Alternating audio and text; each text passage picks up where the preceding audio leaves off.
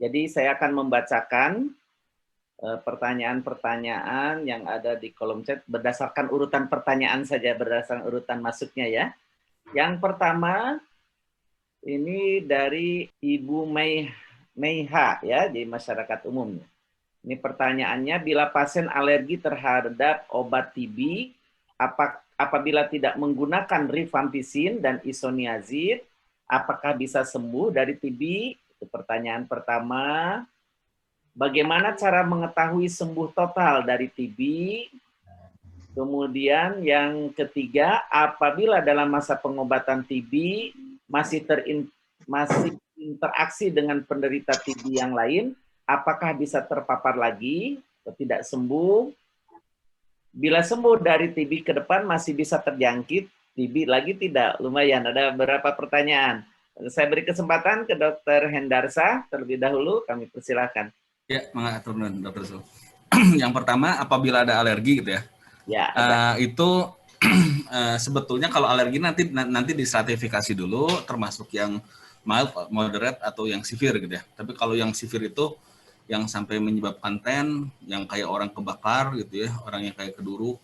Terus ada juga yang moderate, kemudian ada yang ringan. Sebagian besar sih yang ringan hanya timbul res saja gitu, hanya res kemerahan saja. Dan itu biasanya dilakukan desensitasi. Jadi nanti dicoba satu persatu gitu ya. Dicari dulu sih, nanti pakai pelepasan dulu, kasih isoniazid dulu, kalau ternyata aman, baru ke rifampicin sampai nanti ketahuan penyebabnya apa. Kalau ternyata ringan, cukup ditambahkan antihistamin. Jadi dengan antihistamin, OAT dilanjutkan. Tapi kalau ternyata sudah moderate ataupun yang severe, maka yang obat tersangka dari 4 itu harus di stop dan harus dicari penggantinya. Apakah nanti dikasih dari golongan fluoroquinolone atau dari golongan aminoglycoside seperti streptomycin dan lain-lain. Nah, kemudian yang kedua, apabila hilap dok. Bagaimana cara mengetahui sembuh total? Oh iya, sembuh total. Ya. Nah, sembuh total tentunya satu penyakit yang menjadi kepala itu pasti punya ekor. Ekornya itu berupa simptom. Nah, jadi simptom itu sifatnya subjektif dan tanda itu adalah sifatnya objektif. Maka dicarilah dua hal itu. Nah, ketika pengobatan sudah dilakukan sesuai dengan tepat waktu. Kalau untuk TB paru, kita tidak menggunakan fototorak sebagai kriteria untuk kesembuhan karena itu infiltrat bisa sampai bertahan lama gitu. Nah, jadi yang menjadi patokan itu adalah sputum. Makanya sputum diperiksa akhir bulan kedua, kemudian akhir bulan kelima dan akhir bulan keenam. Itu yang diperiksa untuk fototorak, untuk paru gitu ya, untuk menyatakan sembuhan. Kemudian kalau untuk yang ekstra paru sesuai dengan ISTC itu disampaikan bahwa asesmen kesembuhan berdasarkan klinis. Jadi klinis itu kita tentukan berat badannya apakah naik atau tidak, gejala-gejala yang tadinya ada sudah menghilang atau tidak, nafsu makannya sudah normal atau belum, dan kemudian paparan obat sudah cukup waktu gitu.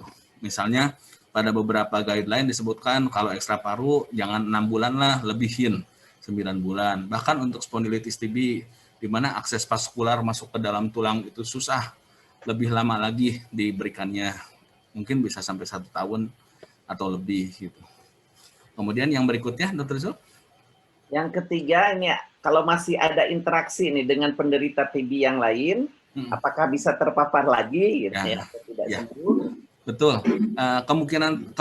Kemungkinan terinfeksi lagi gitu ya, sering gitu kejadiannya.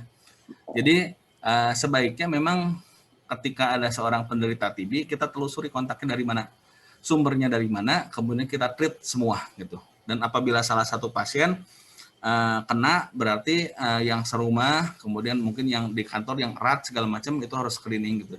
Karena ada risiko terjadi infeksi atau reinfeksi dari pasien yang lainnya terhadap yang sudah sembuh gitu. Kami ada beberapa kasus ya, justru yang kena MDR sudah beres tuh MDR-nya 2 tahun di treatment, kemudian positif kembali BTA-nya, dan ketika diperiksa bukan MDR-nya yang reaktif gitu, bukan, ternyata terkena oleh sensitif. Jadi MDR-nya beres, tapi dia ketularan TB sensitif. Jadi ya udah kita berikan yang obat itu, obat yang sensitif. Jadi yang drug sensitif diberikannya 6 bulan lagi gitu. Nah, Kemudian yang keempat itu adalah apakah kemudian bisa relapse? Bisa, gitu ya. Tergantung kondisinya. Jadi tergantung kondisi seseorang, makanya ketika sudah selesai 6 bulan untuk TB paru itu harus kontrol setiap 6 bulan dalam 2 tahun pertama. Karena penelitian-penelitian menunjukkan bahwa reassessment itu harus dilakukan dalam rentang itu. Karena dalam 2 tahun pertama itu risiko terjadinya relapse itu tinggi gitu. Jadi jangan sampai tidak dilakukan itu ke kontrol yang per 6 bulan itu. Seperti itu, Dokter Zul.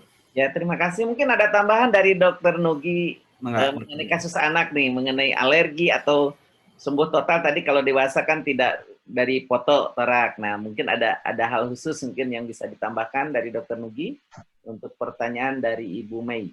Jadi mungkin sama seperti dewasa untuk pemantauan pada terapi TBC pada anak juga itu kita harus pantau tadi seperti saya bilang itu 2 minggu sekali pada fase inisial dan 1 bulan sekali pada fase lanjut. Jadi sama juga seperti dewasa, jadi patokan kita kemajuan terapi itu kita yang pertama adalah secara klinis, ya, jadi bukan radiologis. Klinis yang tadi seperti port entry diagnostik kita adalah adanya gejala atau keluhan, yaitu seperti pada anak tadi adanya demam, batuk yang lama dan menetap, berat badan itu membaik, biasanya mulai timbul pada 2 bulan. Setelah 2 bulan terapi itu mulai jika perkembangannya baik, nafsu makan mulai membaik. Kadang-kadang walaupun berat badan belum naiknya signifikan, namun dia sudah biasanya anak tadi ada keluhan lesu menjadi lebih ceria. Laporan dari orang tua biasanya anaknya jarang sakit. Biasanya sebelum terapi itu yang sering dikeluhkan itu sering sakit, kadang-kadang sedikit demam, sedikit batuk, gitu kan. Atau sudah batuk lama sembuh tadi menjadi menghilang setelah 2 bulan terapi.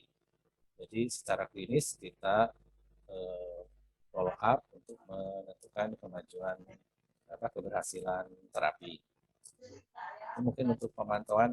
Jadi untuk laboratorium dan ronsen tidak menjadi patokan, kecuali tadi kalau ada infusi atau miliar kita periksa fototorak. Dan pada pemeriksaan pada TB dengan konfirmasi bakteriologis positif sama juga dengan dewasa kita lakukan juga cek pemeriksaan bakteriologis pada akhir bulan kedua, 5 dan 6. Mungkin Dr. Zul. Terima kasih jawabannya Dr. Nugi. Ini ada pertanyaan dari Dr. Arum Haryanti. Ini saya bacakan, mohon izin bertanya, bagaimana pandangan dokter terkait dengan pemakaian masker saat pandemi COVID ini? Tapi hal yang sama tidak dianjurkan untuk mencegah penularan TB yang kasusnya sangat tinggi. Bagaimana pandangan dari Dr. Hendarsa mengenai pemakaian masker nih saat COVID ini? Betul. Karena sebetulnya kalau dibandingkan gitu ya, dari segi penyakit yang satu akut, yang satu kronis gitu ya. Itu yang ditakutkan gitu ya, karena viral pneumonia itu dalam hitungan hari aja sudah menyebabkan berat, severe gitu ya, bahkan kritikal gitu ya. Jadi pasti bakal lebih takut gitu untuk itu. Sedangkan kalau TB nyantai-nyantai saja. Padahal sebetulnya kalau lihat proporsi penularan yang paling takut justru adalah TB karena airborne penularannya. Sedangkan kalau COVID itu adalah droplet, walaupun ada sekian persen proporsinya menyebar secara airborne ketika ada 3 hal tersebut, ketika ada tindakan yang menyebabkan partikulat generator atau berkumpul dalam ruangan yang sempit, ventilasi yang buruk, itu mungkin ada penularan airborne. Tapi kalau TB mau ada itu atau tidak, itu airborne gitu. Jadi sebetulnya ketika zaman sebelum ada COVID juga sebetulnya kalau saya masuk ke ruangan TB saya pakai N95 tetap gitu, takut gitu. Kalau mau nebu pasien TB, saya kasih tahu ke perawat pakai N95 karena itu adalah partikulat generator masuk ke dalam kita gitu. Jadi tetap, cuman masalahnya TB itu tidak kelihatan, Dok. Jadi klinisnya tuh kalau yang udah berat mungkin dia batuk-batuk, segala macam. Tapi kalau yang tidak mah biasa, gitu.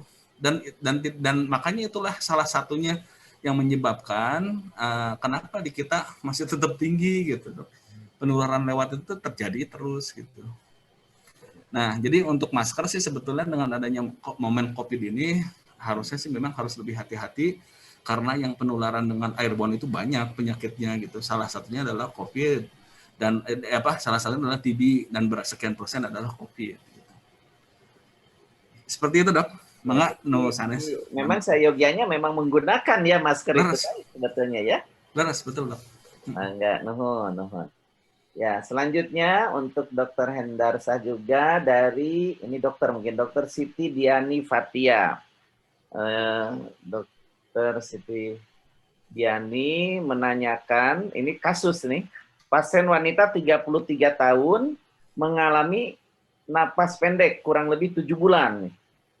Disertai nyeri dada sebelah kiri, saat bernapas nyeri akan bertambah.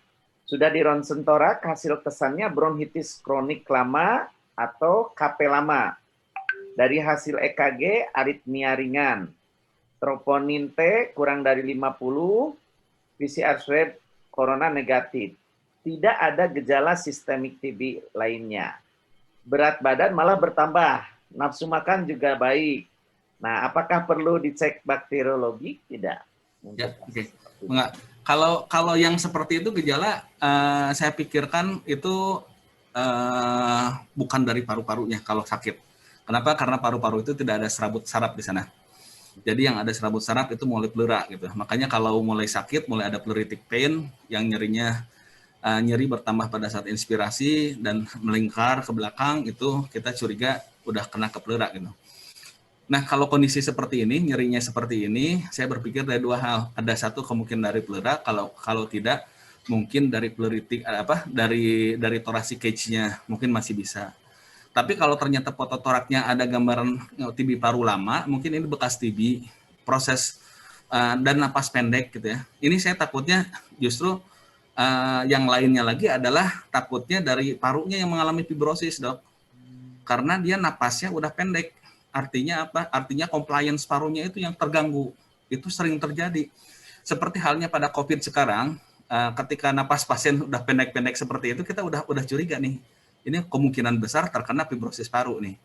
Karena napasnya pendek. Nah, ketika di spirometri mungkin akan kelihatan gambarannya itu gambaran restrictive lung disease gitu. Nah, terus banyak yang menyangka bahwa ketika pasca TB gitu ya, bahwa TB itu akan menimbulkan dulu istilahnya SOPT, sindroma obstruktif pasca TB. Kalau yang sekarang diistilahkannya CAO, chronic airway obstruction. Padahal ternyata di penelitian menunjukkan bahwa 73% penderita TB itu bukan mengalami obstruktif, tapi mengalami restrictive lung disease. Nah, jadi untuk mengetahui sebetulnya dengan foto torak itu tidak akan terlihat jelas gitu. Jadi bagusnya adalah dilakukan CT torak dengan kontras. Nanti kelihatan si parenkimnya seperti apa, rusaknya seperti apa. Kemudian thoracic cage-nya dapat ketahuan, pleuranya juga dapat ketahuan. Jadi menurut saya sih kalau lihat sistemiknya ini udah bukan TB aktif lagi, Dok. Jadi apalagi berat badan naik segala macam. Mungkin ada kelainan yang lain yang menyebabkan chest pain-nya itu. Tapi jelas kalau lihat dari keterangan tadi, ini adalah suatu yang tidak spesifik. Jadi atypical chest pain yang mungkin bukan dari originnya adalah bukan dari kardiak, tapi justru dari non kardiak. Seperti itu, Dok. Ya, terima kasih.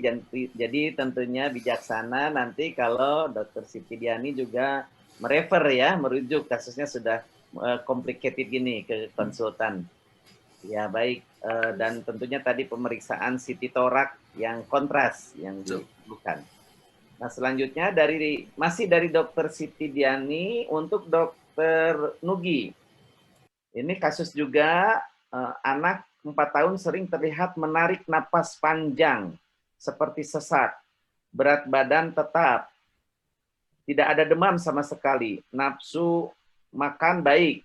ronsen torak dalam batas normal, USG ditemukan udara yang meningkat pada usus bagian bawah. Yang lainnya dalam batas normal. Tidak ada keluarga yang sedang pengobatan atau terinfeksi TB. Sering mengeluh sakit perut hilang timbul. Katanya sudah ke SPA, pernah mencurigai adanya TB usus. Apakah diagnosis pasti untuk anak dengan TB usus tersebut? Ya, silakan Dokter Nugi. Mangga. Sih, pertanyaannya tadi mengenai anak. Memang banyak juga, bukan banyak, ada juga keluhan pada anak-anak dengan keluhan di perut ya. Selain tadi keluhan yang itu misalnya seperti tadi ada di perut atau yang sering biasanya itu sering diare. Ini dicurigai sebagai tuberkulosis abdomen. TBC usus atau TBC abdomen ini memang jarang pada anak-anak. Ini dari kepustakaan kurang lebih 1-5% aja insidensinya. Ini biasanya terjadi karena penyebaran hematogen atau penyebaran langsung. Nah, tentunya pada kasus teman sejawat ini dokter anak yang memeriksanya sudah melihat dari berbagai aspek, karena biasanya juga pada TBC abdomen itu seringkali juga disertai dengan gejala umum tadi yang seperti dibilang, misalnya berat badan yang susah naik atau malah turun, atau demam. Memang kalau pada TB itu kan demamnya tidak tinggi ya, jadi kadang-kadang setelah juga dengan gejala umum kita harus melihat juga gejala umumnya, kemudian disertai diagnostik yang sama seperti TB pada umumnya, jadi dilakukan sesuai algoritma penegakan diagnosa TB. Kalau ada pemeriksaan bakteriologis, kemudian tadi sudah dilakukan juga pemeriksaan tuberkulin atau mantuk ronsen toraks tadi kan, sampai kepada USG. Dan bila memang teman sejawat dokter anak yang mencurigai suatu TB usus, bisa dilakukan selain USG mungkin foto polos abdomen, biasanya dilakukan juga analisa. Kadang-kadang pada TB usus yang sudah lama ditemukan suatu asites selain adanya massa atau pembesaran kelenjar limfe regional di usus. Nah, biasanya kita bisa analisis cairan asitesnya, atau kalau perlu ya diagnosa selanjutnya adalah dengan biopsi ya, dengan biopsi usus. Itu mungkin untuk diagnostik pastinya. Tetap harus jadi intinya sesuai dengan algoritma, dilihat kita apakah ada kuman melalui tes mikrobiologis atau tesnya tadi di awal, baru kemudian pemeriksaan penunjang lainnya sampai kepada biopsi tadi. Itu mungkin itu. Ya, terima kasih. Kemudian ini dari Dokter Bintang Ratu, ada 3 pertanyaan. Satunya adalah, adakah perbedaan regimen pengobatan TB single organ dengan multiple organ? Misalnya kelenjar leher, paru atau usus, atau paru atau usus tambah paru ini ya, kelenjar leher. Jadi yang single organ atau multiple organ. Itu baik pada anak maupun dewasa. Jadi silakan, mungkin apakah ada perbedaan dari Dokter Hendarsah dulu? Yang dewasa bagaimana? Kalau dewasa selama yang TB disseminata itu obatnya masih itu-itu juga dok gitu ya. Jadi dosisnya masih itu-itu juga berdasarkan kilogram berat badan gitu ya. Untuk yang kemudian yang berbeda adalah nanti durasi. Oh, lamanya ya. Betul, durasi yang akan berbeda dan obat tambahan lainnya. Misalnya tadi dari dokter Rizal, misalnya untuk ada meningitisnya berarti harus ada dexamethasonnya. Kemudian untuk yang adrenal, TB adrenal mau tidak mau steroid harus masuk juga. Perikarditis mungkin harus masuk steroid juga gitu. Jadi nanti berdasarkan berdasarkan tambahannya berdasarkan organ yang terkena, yang lain tidak semua sih sebetulnya. Dan yang berbeda tadi adalah durasi. Enggak, Dokter Nugi. Baik, Dokter Nugi mungkin ada tambahan, silahkan. Ya sama ya, jadi yang diobatin kan kita suaranya bisa diperjelas Mycobacterium tuberculosisnya ya, jadi walaupun dia di macam-macam organ, jadi tidak mata diobatin, paru diobatin gitu. Jadi semua karena dia disseminata obatnya sama itu. Jadi tadi yang hanya kita tambahkan steroid itu pada meningitis, kemudian pada efusi pleura, kemudian juga lamanya tadi juga yang 12 bulan itu pada anak itu yang meningitis, kemudian biliar. Ya, jadi untuk yang lain itu sama, jadi regimennya obatnya sama, dengan tambahan. Kalau secara umum tadi GNH, rifampicin, piresinamid, salbutamol, kalau ada bakteriologis itu sama. Ya, baik. Terima kasih. Pertanyaan kedua dari Dr. Bintang Ratu. Selama pengobatan apa saja yang kita harus perhatikan sebagai follow up kemajuan pengobatan baik pada anak maupun dewasa. Nah, kemudian kapan kita menilai bahwa pasien sudah resisten terhadap pengobatan, terapi alternatif apa selanjutnya, dan faktor apa yang mempengaruhi? Ya, diborong juga ini, silakan. Enggak. Jadi terima kasih. Ya, kemudian ini faktor-faktor yang mempengaruhi terjadinya resisten. Silakan, dokter. Jadi yang paling mudah adalah lihat dari simptom, dari klinis, gitu ya. Jadi yang dipantau itu adalah dari klinis. Pertama adalah gejala-gejala yang dirasakan oleh pasien. Pertama kali kita list dulu gejalanya apa saja, yang sistemiknya apa, organiknya apa saja. Dan ketika kontrol, kan 2 bulan pertama itu harus kontrol 2 minggu sekali gitu ya. Kita list dari gejala itu, kita pakai sistem checklist gitu ya. Kira-kira yang ini berkurang, masih ada atau tidak, berkurang atau tidak, kemudian apakah jadi bertambah atau timbul gejala yang lain, itu yang harus di-assessment. Yang kedua adalah berat badan yang paling gampang gitu ya. Respon berat badan yang kan objektif gitu. Kemudian kapan kita curiga ada resisten gitu ya. Biasanya untuk paru itu adalah nanti akhir bulan kedua gitu ya. Ketika klinis ternyata tidak ada perbaikan, bahkan timbul gejala lain yang merupakan suatu komplikasi, yang tadinya tidak ada hemoptisis jadi ada hemoptisis, dan ternyata akhir bulan kedua kita periksa lagi sputumnya dan ternyata masih positif, maka kita periksa dengan TCM. Nanti TCM ketahuan nih apakah ini RR, monoresisten, poliresisten, atau suatu multiresisten, atau mungkin XDR, extended gitu ya. Jadi ketahuan itu kapan kemungkinan resistennya gitu. Kemudian yang terakhir, yang ketiga tadi dok, silakan. Mengenai faktor ini. Oke. Risk factor-nya ya. Risk factor kenapa jadi dia MDR? Sebetulnya secara genetik kuman-kuman terlahir itu yang MDR itu ada gitu ya, secara alami gitu. Misalnya rifampicin 1/10 pangkat 6 itu MTB-nya itu resisten terhadap rifampicin. Terhadap pirazinamid 1/10 pangkat 9 itu resisten terhadap pirazinamid. Nah, itulah ketika diberikan secara multiple, maka yang resisten itu habis semua gitu. Nah, otomatis yang menyebabkan risk factor yang menyebabkan resisten tadi adalah salah satunya yang berkontribusi besar adalah ketidakpatuhan minum obat.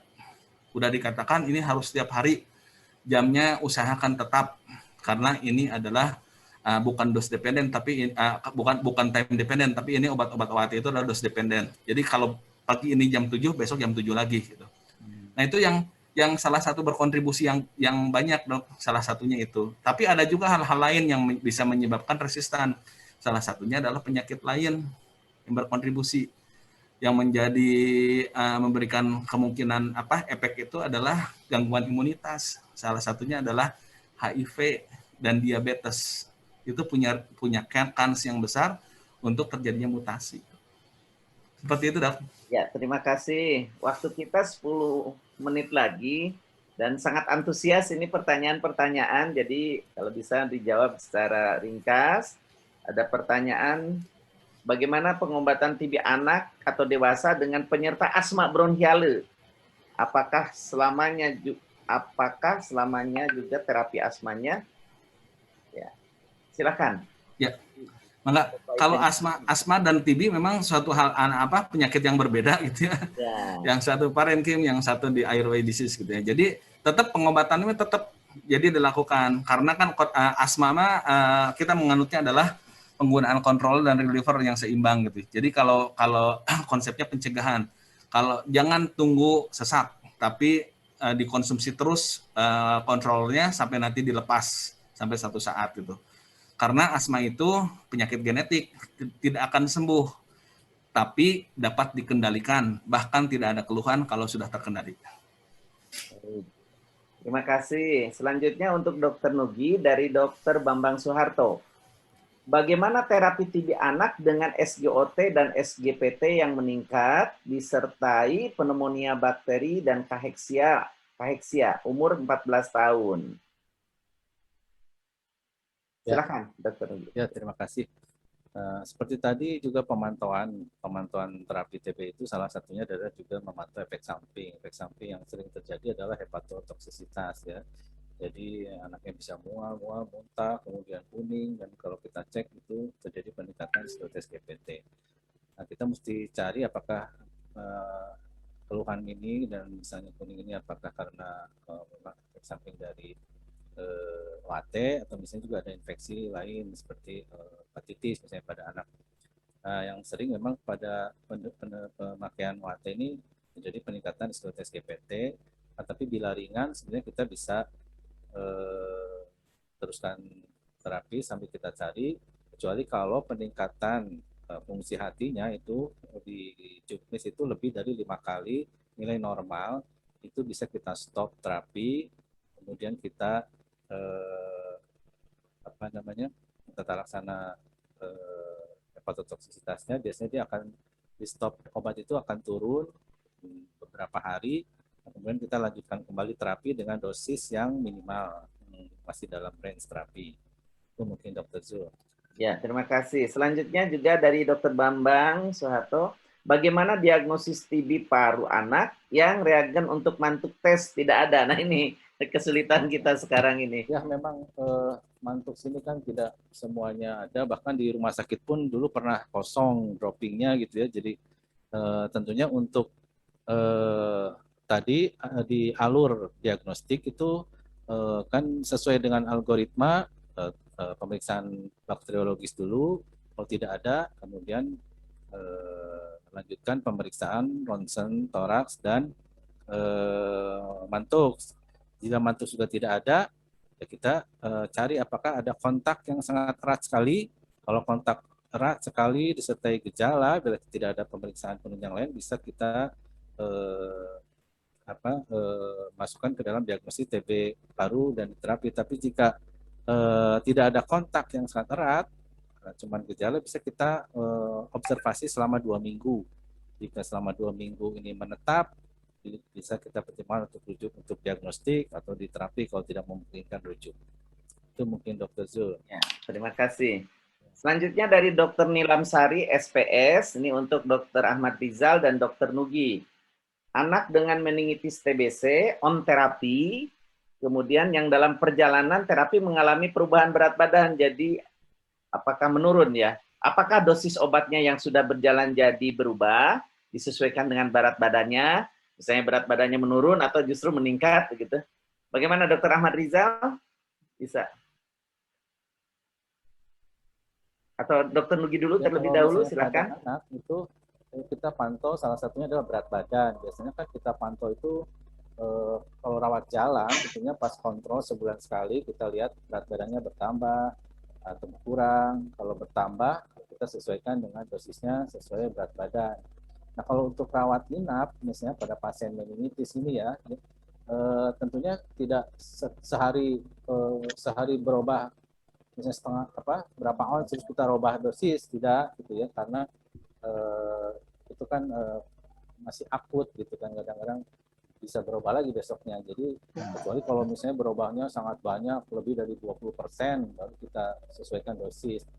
Biasanya pada perawatan rawat inap berubah berapa berat badannya kan tidak sebesar itu. Jadi kalau berapa ounce saja pada anak misalnya gitu, itu kita tidak tiap hari kita sesuaikan dosisnya. Pada rawat jalan mungkin yang biasanya kita dapatkan peningkatan berat badan yang bermakna sebulan misalnya. Ya. Yang saya tambahkan sedikit. Silakan, mohon. Kalau kita lihat sebenarnya ada guideline yang menceritakan weight band ya. Jadi berat sekian sampai sekian, dosisnya sekian gitu. Kalau di dewasa ini kelihatannya mulai akan dipakai ini kelihatannya. Nggak tahu kalau di anak. Jadi kalau beratnya 37 sampai 47, misalnya dia akan menggunakan dosis yang ini. Berat 47 sampai 53 menggunakan dosis yang ini. Jadi kalau dia naik tapi masih ada Terpadu ya. di dalam weight band disebutnya, yang sama, berarti dia tidak akan berubah obat. Ya, baik. Sama juga ya di kita ya, Dr. Nugi, ada Ya. juga ya range itu ya. Dan 4 sampai 7 masih kilo, dosis 8 terpadu, sampai pakai 11, dosis. dan seterusnya ya. Ada juga di anak. Selanjutnya, ini untuk Dr. Rizal. Sedikit nih. Assalamualaikum dok, izin bertanya untuk Dr. Rizal. Pada pasien meningitis TB terdapat pemberian dexamethasone. Untuk pemberian dexamethasone ini diberikan berapa lama? Apakah selama diberi obat dibarengi dexa atau lebih singkat pemberiannya, dok? Kalau kita lihat, dexamethasone ini memang tidak fix ya pemberiannya. Biasanya diberikan pada fase yang awal selama perawatan. Kalau kita lihat di guideline yang sekarang dipakai oleh orang banyak, itu biasanya cuma 8 minggu yang pertama. Dan itu pun 6 sampai 8 minggu yang pertama, dan itu pun tergantung grade dari meningitisnya. Besar dosisnya, tergantung dari grade-nya, dan dia di taper off setiap 1 minggu. Jadi rata-rata 6 sampai 8 minggu. Terima kasih. Kemudian ada pertanyaan untuk Dr. Rizal juga. Dari ini apa Dr. Masini ya. Pasien posrawat NTB 2 bulan, kulitnya diplopia. Apakah akan sembuh seiring dengan sembuhnya peradangan pada meningitis TB, ataukah harus ada tindakan tersendiri pada matanya? Jadi terjadi diplopia, Dr. Rizal, mangga. Ya, oke. Ini juga hal yang sering dikeluhkan pasien. Kalau saya perhatikan, banyak pasien yang menjadi lebih baik. Dengan perjalanan waktu dia diplopianya berkurang atau hilang. Tentu dia juga sangat terpengaruh dengan seberapa berat waktu itu dia terkena penjeratan atau peradangan yang di saraf-saraf kranialnya. Makin berat atau penjeratannya kalau sangat berat sehingga banyak yang rusak, mungkin dia tidak akan kembali. Baik, terima kasih. Walaupun kita kalau istilahnya masih sono begitu, tetapi waktu jualah yang memisahkan kita. Jadi mungkin nanti bisa ditanyakan langsung kepada para narasumber atau barangkali bisa dijawab direct mungkin ya. Oleh karena itu sebagai mutiara bernas pertemuan kita hari ini, jadi disampaikan tadi oleh Dr. Hendarsah mengenai 5 pilar DOTS, yaitu mengenai komitmen politis yang penting, kemudian yang kedua diagnosis bakteriologis, kemudian yang ketiga pengobatan bermutu jangka pendek dengan pengawasan langsung, kemudian yang keempat ketersediaan obat OAT yang bermutu, dan yang kelima tentunya yang tidak kalah pentingnya adalah reporting dan recording, pencatatan dan pelaporan. Kemudian disampaikan juga yang ini nih, yang mengenai tantangan program TB. Jadi belum semua pasien case melaporkan kasus TB khususnya di rumah sakit dan DPM. Jadi menjadi tantangan juga ini. Kemudian yang kedua, akses terhadap layanan TB yang berkualitas, termasuk pelayanan TB resisten obat, belum merata. Kemudian yang ketiga nih, mengenai komitmen pemerintah daerah dalam menanggulangi TB belum optimal, jadi kita sama-sama berjibaku. Kemudian yang keempat, masih rendahnya kesadaran masyarakat dalam memeriksakan kesehatan apabila ada gejala TB. Dan yang kelima, mungkin peran aktif multisektoral dalam penanggulangan TB belum optimal. Oleh karena itu ada tadi disampaikan mengenai kopi, ya, tapi tidak dengan susu ya, kopi. Jadi koalisi organisasi profesi untuk penanggulangan TB ini. Kemudian tadi disampaikan oleh Dr. Nugi mengenai tujuan utama pemberian OAT, yaitu menyembuhkan pasien TB. Kemudian 2, mencegah kematian akibat TB, termasuk juga efek jangka panjang. Kemudian yang ketiga, mencegah TB relapse. Yang keempat, mencegah terjadinya dan transmisi resisten obat. Yang kelima, menurunkan transmisi tuberkulosis.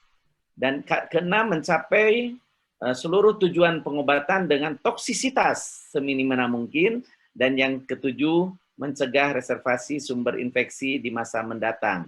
Kemudian dari Dr. Ahmad Rizal menyampaikan mengenai masalah waktu. Jadi diagnosis dini meningitis TBC akan menyebabkan penanganannya lebih baik, prognosisnya juga lebih baik.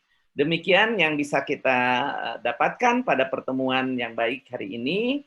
Terima kasih kepada para pembicara, Dr. Hendarsa, Dr. Nugi, Dr. Ahmad Rizal, kemudian kepada para peserta yang setia dari pagi ini.